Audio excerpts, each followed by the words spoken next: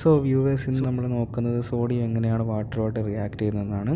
ഇതിനു വേണ്ടി നമുക്കൊരു 1 gram സോഡിയമാണ് ഇന്ന് ആവശ്യമായിട്ടുള്ളത്. കുറച്ചൊരു 10 ml വാട്ടറുമാണ്.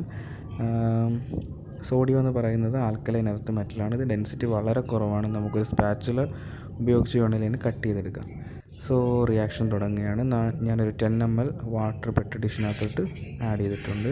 ഇത് നമുക്കൊരു ഫിൽറ്റർ പേപ്പറാണ് ഇത് വേണ്ടത്. കാര്യം എന്ന് വെച്ചാൽ സോഡിയത്തിന് ഡെൻസിറ്റി കുറവായതുകൊണ്ട് അതിങ്ങനെ വെള്ളത്തിൻ്റെ ഉപരിതലത്തിൽ ഓടി നടക്കും. സോ എവിടെയെങ്കിലും സ്റ്റേ ചെയ്താൽ മാത്രമേ അത് കത്തത്തുള്ളൂ.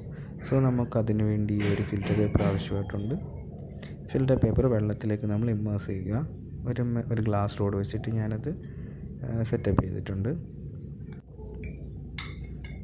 ഇനി നമുക്ക് ഒരു സോഡിയം ഇതിൻ്റെ വളരെ ചെറിയൊരു പീസ് എടുത്ത് നമുക്ക് അതിൻ്റെ സർഫസിലേക്ക് വെക്കുമ്പോൾ സോഡിയം കത്തുന്നതായിട്ട് നമുക്ക് കാണാൻ പറ്റും. സോ ഇവിടെ നമ്മൾ നോക്കുന്നത് ഈ സ്പാച്ചില കൊണ്ട് എങ്ങനെയാണ് അത് കട്ട് ചെയ്യുന്നതെന്ന്. നമ്മൾ ചെറുതായിട്ടൊന്ന് പ്രസ് ചെയ്താൽ കട്ടായി വരും. നല്ല തിളക്കവുമായിരിക്കും. പക്ഷേ കുറച്ച് നേരം നമ്മളിങ്ങനെ അന്തരീക്ഷത്തിൽ വെക്കുമ്പോഴത്തേക്ക് ഇതിൻ്റെ തിളക്കം പോകും.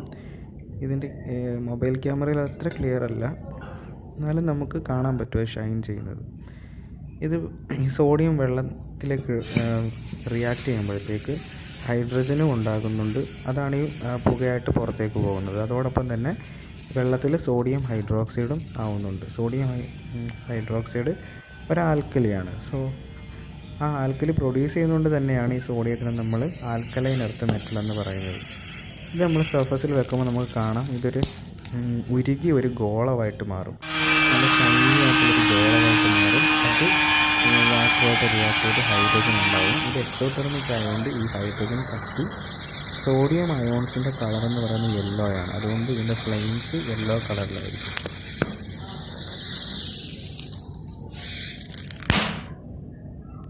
ലാസ്റ്റ് ഇങ്ങനെ ഈ ഗോളം പോലെ ഇരിക്കുന്ന സോഡിയം ഹൈഡ്രോക്സൈഡ് പൊട്ടിത്തെറിക്കും.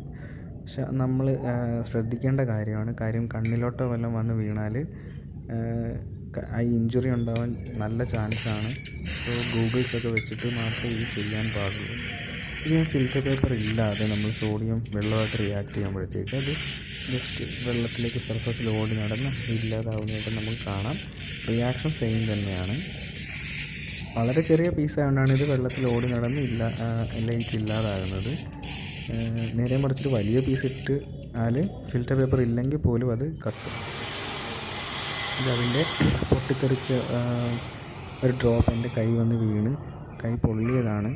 ഇതിൽ പേപ്പറിൽ വീണ ഭാഗത്തൊക്കെ ബേൺ ആയിട്ടുള്ള നമുക്ക് കാണാൻ പറ്റും. ശ്രദ്ധിക്കുക.